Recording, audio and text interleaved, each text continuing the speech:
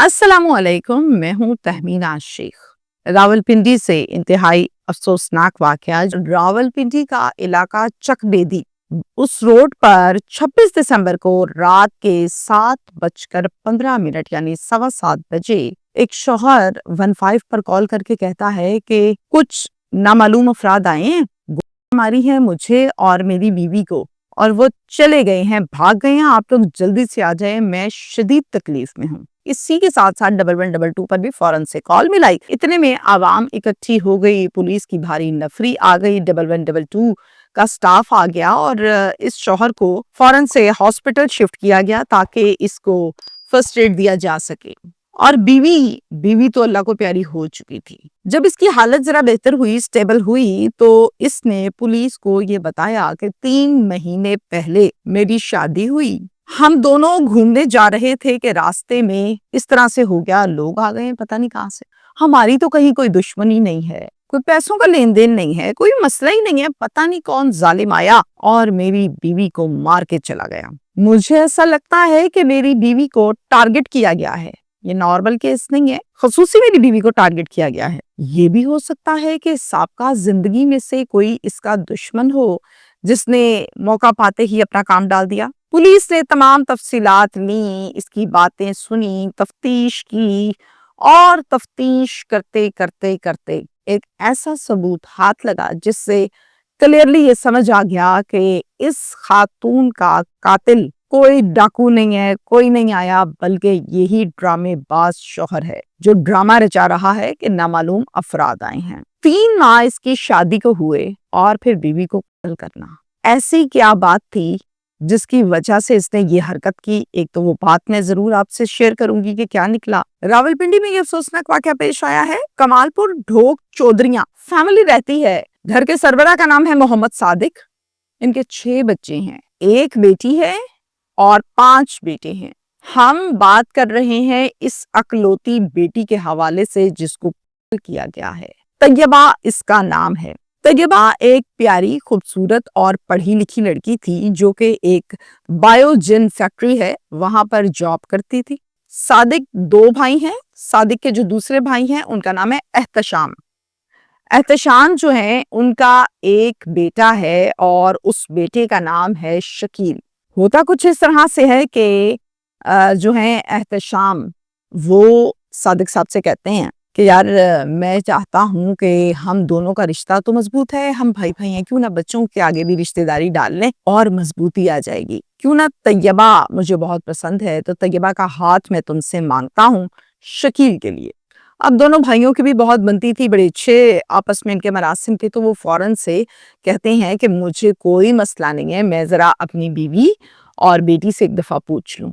वैसे तुम हाँ ही समझो। घर जाते हैं, तैयबा से पूछते हैं रजामंद है, बीवी से पूछते हैं रजामंद है, और फिर उनकी रजामंदी लेने के बाद पिछले रमजान में इन दोनों का निकाह कर दिया गया और ये शर्त रखी गई कि 1 साल के बाद, यानी अब जो रमजान आएगा जो बार है, इसमें इनकी बाकायदा शादी करके रस्मी अदा करके रुखसत कर देंगे ईद के फौरन बाद। ये शर्त रखी गई और फिर निकाह डन हो गया, निकाह कर दिया, मुबारकबाद दी गई। अब जनाब दोनों का निकाह हो गया, लेकिन दोनों ही जो कि रिश्ते में तो अभी अभी भी बन गए थे, एक दूसरे से फोन पर कोई बातचीत या कोई चैट कुछ भी नहीं करते थे। निकाह को 5 माह गुजर गए तो एक दिन तैयबा अपनी वालिदा को ये कहती है कि अम्मा, मेरी फैक्ट्री में एक लड़का है जिसका नाम है रेहान, मुझे वो बहुत अच्छा लगता है, मैंने उसके साथ शादी करनी है। माँ कहती दिमाग खराब है, क्या बोलती जा रही है, तुम्हें पता है कि तुम्हारा निकाह हो गया है, क्या मतलब है उससे शादी करनी? आगे से कहती मतलब क्या माँ,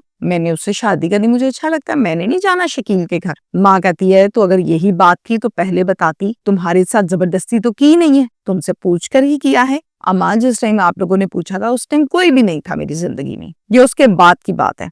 माँ कहती है ये जो तुम बोल रही हो ये नामुमकिन है, वो बरादरी है, निकाह हुआ है, कोई मंगनी तो नहीं हुई है कि फौरन तोड़ देंगे, लिहाजा ये बात यहीं खत्म कर दो तो बेहतर होगा। अम्मा जो मर्जी आप लोग कर लें, मैंने नहीं जाना शकील के घर, रुखसत हो गए। माँ तंग आके इसके बाप से बैठकर मशवरा करती है। बाप कहते हैं दिमाग तुम लोगों का ठीक है, बरादरी मेरी क्यों बेइज्जती करवानी है, कोई हरकतें हैं, बहुत पहले तो गुस्सा करते हैं और फिर कहते हैं आज ये बात यहाँ खत्म हो गई, اگر میں نے دوبارہ یہ بات سن لی تو پھر یاد رکھنا مجھ سے برا کوئی نہیں ہوگا، جاب بھی چھڑوا دوں گا اور پابندیاں بھی لگا دوں گا۔ طیبہ کو یہ سمجھ آ گئی کہ میرے والدین نے شادی کوئی نہیں کرنی میری ریحان سے۔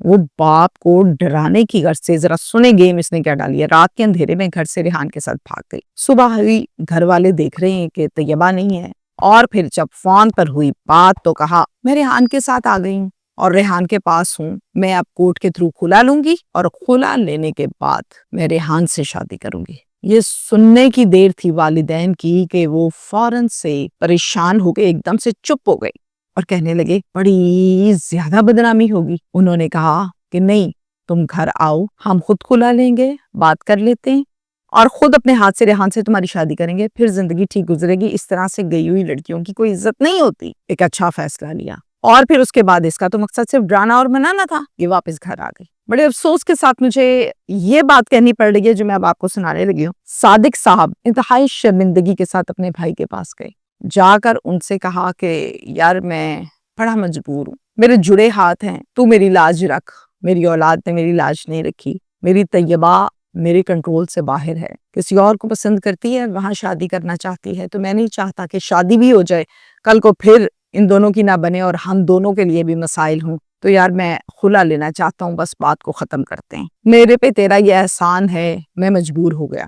احتشام بھائی کو کہتا ہے جس میں تیری عزت تیری رضا میں راضی، نہ شرمندہ ہو نہ پریشان ہو۔ اور پھر خلا لے لی گئی، اور پھر اس کے بعد اکتوبر 2025 میں طیبہ کی شادی ریحان کے ساتھ ہو گئی، اور یہ پھر اس کے ساتھ رخصت ہو گئی، اپنے سسرال چلے گئی۔ ریحان کے والدین بہت کوآپریٹو اور اچھے، اس کا بہت خیال رکھتے تھے، جبکہ ریحان ہر چھوٹی چھوٹی بات پر بیوی کو گالیاں دیتا، پٹائی کرتا، دھکے دیتا، بہت سمجھاتی، پر یہ باز نہیں آتا تھا۔ طیبہ یہ سب ماں باپ کو نہیں بتاتی تھی، چونکہ پہلے ہی طیبہ کی ایک تو یہ پسند تھی، اور دوسرا اس نے پہلے ہی والدین کو بہت شرمندہ کروایا تھا، وہ مزید نہیں کروانا چاہتی تھی۔ جب بھی کسی سے فون پر بھائی سے بہن سے بات کرتی تو ریحان کہتا شکیل سے باتیں کر رہی ہو، مجھے سب پتا ہے، اور اس طرح کی فضول قسم کی حرکتیں یہ کرتا رہتا تھا۔ ہر مرتبہ طیبہ صفائیاں دیتی اور یہ کہتی کہ کیا ہو کیا گیا آپ کو، اگر میں نے اس سے باتیں کرنی تھی تو میں خلا کیوں لیتی، میں آپ کو پسند کرتی تھی اور آپ میری عزت ہے، میں کیوں باتیں کروں گی، بہت صفائیاں دیتی تھی، پر یہ بندہ اتنا کوئی شکی مزاج تھا، اس کی سوئی اڑتی تھی تو پھر اڑ جاتی تھی۔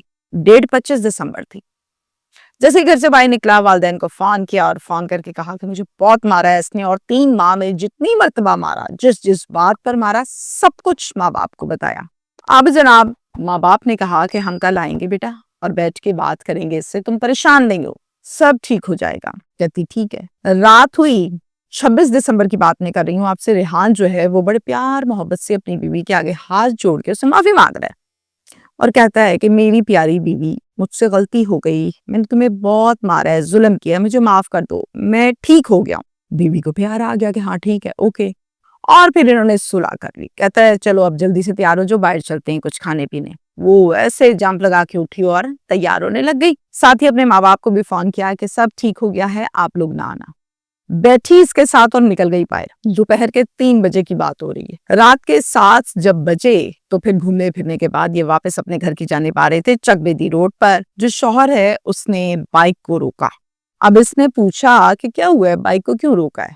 تو شوہر نے کہا ایک منٹ، شاید کوئی ٹیکنیکل فالٹ ہے۔ اس کے ذہن میں یہی آیا ہوگا، اور فوراً سے اچانک اس نے پسٹل نکالی، ایک پیٹ میں ماری اور 2 گولیاں سینے میں ماری، موقع پر گر گئی، اور اس کے بعد اپنا ڈرامہ شروع کیا۔ ریحان نے خود بھی گر گیا، رگڑیں شگڑیں لگیں۔ تماشا اور ڈرامہ یہ لگایا کہ لوگوں کو آوازیں دینی شروع کی، 15 پر کال کی، 1122 پر کال کی، اور یہ کہا کہ کچھ لوگ آئے اور آ کے مار کے چلے گئے۔ تھانہ ان کو جناب لگتا ہے روات، وہاں سے نفری آئی، اس کو دیکھا، موقع دیکھا، پوسٹ مارٹم کے لیے ہاسپٹل شفٹ کیا، اور پھر شوہر کو یعنی ریحان کو بھی اٹھایا اور ہاسپٹل لے گئے۔ فرسٹ ایڈ دلوانے کے بعد کہا کہ کچھ معلومات چاہیے وہ دے دیں۔ پولیس کو معلومات میں اس نے بتایا کہ نامعلوم آدمی بائک پر آیا، ماری اور چلا گیا، شکر ہے میں بچ گیا، مجھے دھکے دھکے دیے اور یہی میری چوٹیں ہیں جو آپ نے دیکھی۔ پولیس پوچھتی کس پہ شک ہے تمہیں؟ کہتا ہے مجھے تو شک ہے یقیناً اس کا سابقہ شوہر ہی ہوگا جس کو بہت تکلیف تھی مجھ سے، جس سے اس نے طلاق لی تھی۔ پولیس نے کہا کہ طیبہ کے والدین کو فون کر کے بلاؤ۔ طیبہ کے والدین بھی آ گئے، اور پھر جب وہ آئے تو ان سے پوچھا کہ کیا معاملہ تھا سابقہ شوہر کا۔ انہوں نے کہا کہ شکیل اس جیسا لڑکا ماں پیدا نہیں کرے گی دوبارہ، اس کا کوئی قصور نہیں تھا، نکاح کیا اس نے، کہا میں نکاح کرنی ہے، ہم نے اس سے خلا لی، سب کچھ بتایا، اور اس نے خلا پر نہ اس نے نہ اس کی فیملی نے اف تک نہیں کیا۔ وہ اتنے اچھے لوگ ہیں۔ اسی نے کل کیا ہے میری بیٹی کو۔ ایک دن پہلے میری بیٹی نے مجھے فون کر کے بتایا تھا کہ یہ بہت مارتا ہے، پیٹتا ہے، تنگ کرتا ہے، اور ہر ٹائم یہی کہتا ہے کہ تم شکیل سے باتیں کرتی ہو، شکیل سے ملتی ہو۔ اس کو شک تھا۔ پولیس نے ریحان کو بھی اور شکیل کو بھی، دونوں کو شامل تفتیش یا شکیل تفتیش میں بے گناہ ثابت ہوا، جبکہ ریحان گناہگار ثابت ہوا۔ کچھ سافٹ ویئر اپڈیٹ کے بعد اس نے کہا کہ میں سب کچھ بتاتا ہوں، اور پھر بتایا کہ 3 مہینے کے اندر اندر قتل کیوں کیا۔ مجھے شک تھا کہ یہ شکیل سے باتیں کرتی ہے، اور پھر اس لیے مجھے نفرت ہوتی تھی، میں مارتا تھا اور میں نے کر دیا۔ اب یہ مقدمہ تھانہ روات میں درج ہوا 302 کا۔ مدعی بنے صادق صاحب جو کہ طیبہ کے والد ہیں، اور یہ نامزد پرچہ ہے، اور گرفتاری بھی ملزم کی ہو گئی، اقبال جرم بھی ہو چکا۔ یا تو شادی کریں نا، اور کر لی ہے تو دماغ کو ٹھیک رکھیں۔ شک شبہ گھروں کو جوڑتے نہیں ہیں، تباہ کرتے ہیں۔ اپنی طرف سے آپ بڑے 30 مار خان بنے، اور آپ نے حل کر دیا کہ ڈال دوں گا میں آرام سے شکیل کے اوپر۔ ایسا نہیں ہوتا، جو کرتا ہے وہ بھرتا ہے، اور آپ بھریں گے۔ اب اس کے ساتھ ساتھ زندگی اس کی بھی برباد کر دی۔